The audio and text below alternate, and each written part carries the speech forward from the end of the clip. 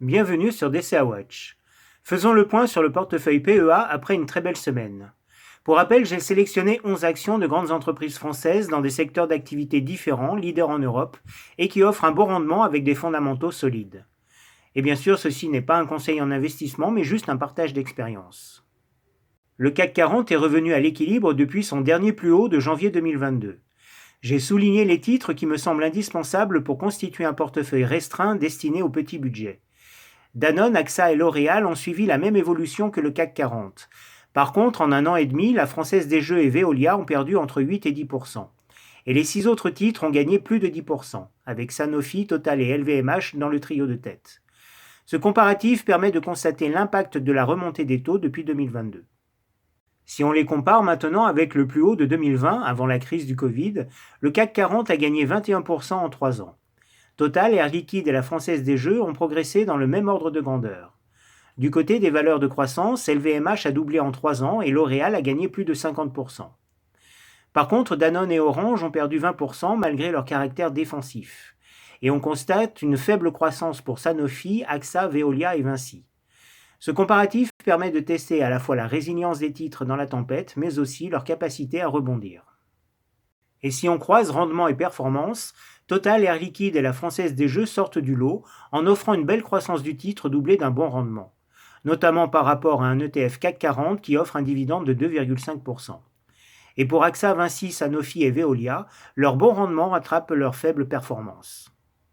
Je rappelle dans ce tableau les ratios financiers qui me permettent de suivre notamment la capacité de l'entreprise à générer des profits et à rembourser sa dette, ainsi que ses perspectives de croissance pour cette année qui impactent directement le cours de l'action.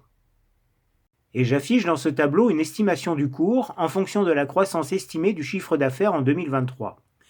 J'ai fait dernièrement un tuto sur le sujet.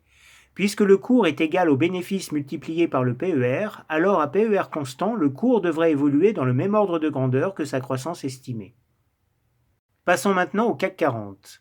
Il est sorti de sa zone de prise de bénéfice, même s'il reste toujours dans une phase de consolidation moyen terme puisqu'il est au-dessus de son EMA 13. Et il a rebondi sur son plus haut de 2022, qui sert maintenant de support. 5 autres titres sont dans la même configuration que le CAC 40. Par contre, Danone, Orange et Vinci sont toujours dans leur zone de prise de bénéfice. Et la tendance persiste dans le rouge pour AXA, Total et la Française des Jeux. Commençons par L'Oréal. Le titre est toujours dans sa phase de consolidation, même s'il a bien rebondi sur son support des 400 €. J'affiche en tiret bleu le cours estimé pour 2023. On peut remarquer qu'il correspond au support des 366 €. Continuons dans les valeurs de croissance avec LVMH. Lui aussi est toujours dans sa phase de consolidation malgré le rebond de cette semaine. On peut constater que l'estimation de son cours correspond au bas de son range actuel, entre les deux supports des 735 et 775 €. Tout comme le CAC 40, Sanofi reste dans sa phase de consolidation.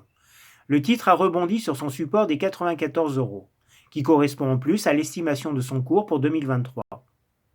Veolia est également dans une phase de consolidation sans prise de bénéfice depuis un peu plus longtemps que les autres titres.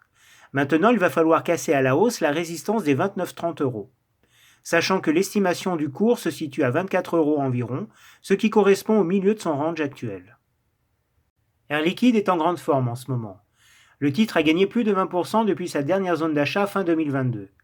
J'attends la publication prochaine des chiffres trimestriels pour réévaluer l'estimation de son cours qui semble un peu éloigné du cours réel. Passons aux actions qui ont une moins bonne configuration que le CAC 40. C'est le cas pour Danone qui est toujours dans sa zone de prise de bénéfice puisque le cours est inférieur à son EMA 13. On peut voir que l'estimation de son cours correspond à sa zone support entre 47 et 50 € où se cumulent plusieurs zones d'achat. Il en est de même pour Orange. Les 12 € vont jouer le rôle de résistance dessiné par les deux tops de 2022 et 2023.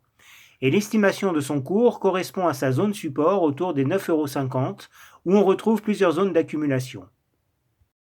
Vinci est également dans sa zone de prise de bénéfice, même si le titre a rebondi sur le bas de son range actuel et sur son EMA 34, ce qui correspond en plus à l'estimation de son cours. Par contre, pour AXA, la tendance moyen terme est devenue négative après plusieurs semaines de prise de bénéfice, même si le titre a rebondi sur le bas de son range qui correspond aussi à l'évaluation de son cours. Mais il reste en dessous de ses deux EMA 13 et 34. La tendance est également négative pour la Française des Jeux. Le titre vient tester son support des 35 euros, doublé par la Senkubei d'Ishimoku en pointillé bleu sur le graphique. En le cassant à la baisse, il pourrait revenir dans sa précédente zone d'achat. Et on peut remarquer que l'estimation de son cours correspond au sommet de son range actuel. Enfin, pour Total, la tendance est également négative. Le titre teste le support des 52 euros au bas de son range actuel, doublé par la Senkubei d'Ishimoku. S'il le casse à la baisse, il pourrait revenir vers les 46-48 euros, ce qui correspond à l'estimation de son cours. On peut donc dire que le CAC 40 revient à ses plus hauts de 2022.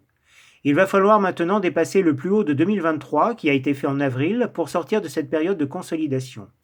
Et il faut attendre une amélioration du cours pour Total, AXA et la Française des Jeux avant de se positionner à l'achat. Voilà, sur ce, bon investissement à tous.